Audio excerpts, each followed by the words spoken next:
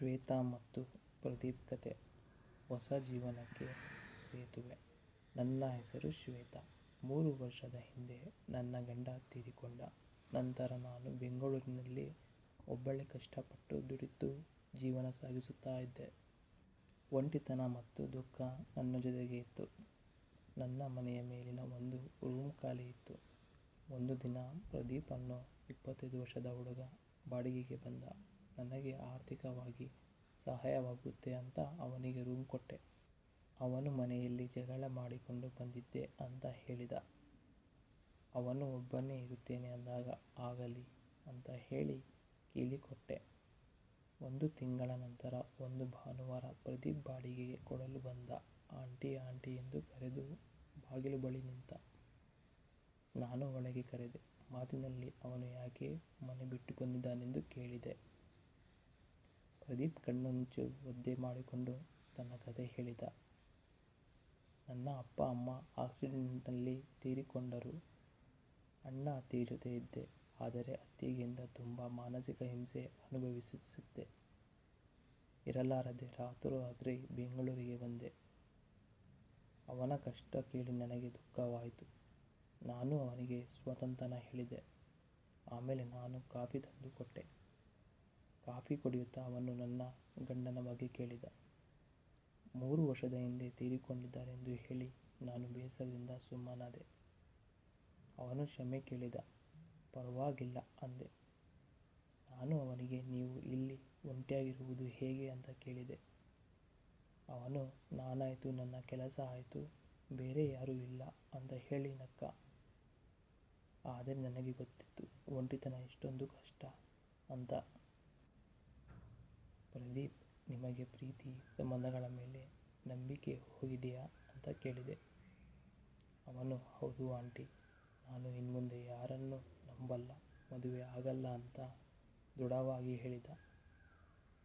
ಆವಾಗ ನಾನು ಅವನಿಗೆ ಕೇಳಿದೆ, ಒಂಟಿಯಾಗಿರುವ ಈ ಸಮಯದಲ್ಲಿ ನಿಮಗೆ ಭಾವನಾತ್ಮಕ ಬೆಂಬಲ ಯಾರು ನೀಡುತ್ತಾರೆ? ಅದಕ್ಕೆ ಅವನು ಮೌನವಾದ. ಅದೇ ಪ್ರಶ್ನೆ ಅವನು ನನಗೆ ಕೇಳಿದ. ನಿಮ್ಮನ್ನು ಈ ಕಷ್ಟದ ಪರಿಸ್ಥಿತಿಯಲ್ಲಿ ಸಂತೈಸುವವರು ಯಾರು? ನಾವಿಬ್ಬರು ಒಬ್ಬರೊಬ್ಬರನ್ನ ನೋಡಿಕೊಂಡು ಸುಮ್ಮನಾದೆವು. ಇಬ್ಬರ ಕಣ್ಣಲ್ಲೂ ಕಷ್ಟದ ನೆನಪುಗಳ ನೋವಿತ್ತು. ಹೀಗೆ 1 ವಾರ ಕಳೆಯಿತು. ಆ ಭಾನುವಾರ ನಾನು ಮೆಲ್ಲಗೆ ಮೇಲೆ ಹೋದೆ. ಪ್ರದೀಪ್ ಬಟ್ಟೆ ಒಗೆಯುತ್ತಿದ್ದ. ನಾನು ಅವನಿಗೆ, ಇಬ್ಬರು ಹೀಗೆ ಒಂಟಿಯಾಗಿ ಇರುವುದು ಸರಿಯಲ್ಲ. ಕನಿಷ್ಠ ಪಕ್ಷ ಸಹಾಯಕರಾಗಿ ಇರಬಹುದು. ಒಬ್ಬರಿಗೊಬ್ಬರು ಮಾತು ಕೊಟ್ಟರೆ ನಮ್ಮ ನೋವುಗಳು ಕಡಿಮೆಯಾಗಬಹುದು ಅಂತ ಹೇಳಿದೆ.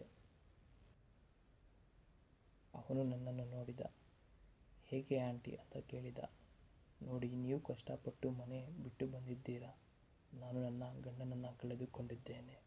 ನಾವಿಬ್ಬರು ಒಬ್ಬರಿಗೊಬ್ಬರು ಒಳ್ಳೆಯ ಸ್ನೇಹಿತರಾಗಿ ನಮ್ಮ ದುಃಖಗಳನ್ನು ಹಂಚಿಕೊಂಡರೆ ಈ ಜೀವನ ಸ್ವಲ್ಪ ಸುಲಭವಾಗಬಹುದು ಅಂತ ಹೇಳಿದೆ.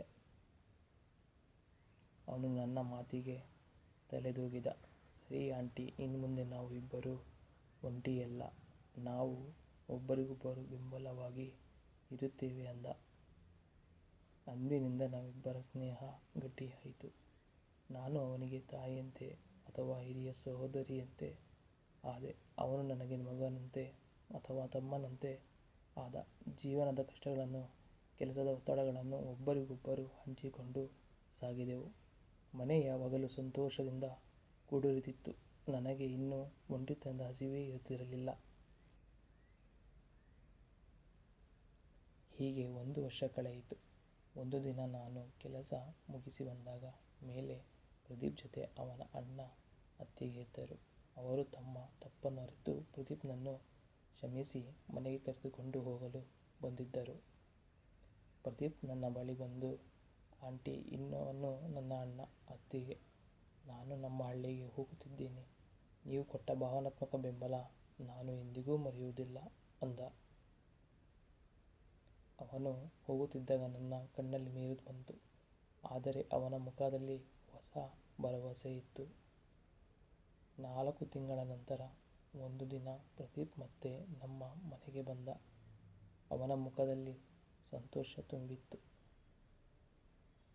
ಅವನು ಹೇಳಿದ, ಆಂಟಿ, ಹಳ್ಳಿಯಲ್ಲಿ ಎಲ್ಲವೂ ಸರಿ ಹೋಯಿತು, ಆದರೆ ನಾನು ನಿಮ್ಮನ್ನು ಮರೆಯಲ್ಲ. ತಿಂಗಳಿಗೊಮ್ಮೆ ಬಂದು ನಿಮ್ಮನ್ನು ನೋಡಿ ಹೋಗುತ್ತೀನಿ. ನಿಮ್ಮ ಸಹಾಯದಿಂದಲೇ ನಾನು ಹೊಸ ಜೀವನ ಶುರು ಮಾಡಿದೆ ಅಂದ. ಆ ದಿನ ನಾವಿಬ್ಬರೂ ಕುಳಿತು ಬಹಳಷ್ಟು ಮಾತನಾಡಿದೆವು.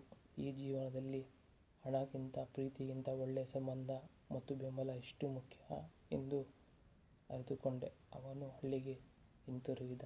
ನಾನು ಆತನ ಬೆಂಬಲವನ್ನು ನೆನಪಿಸಿಕೊಂಡು ಸಂತೋಷದಿಂದ ನನ್ನ ಜೀವನವನ್ನು ಮುಂದುವರಿಸಿದೆ.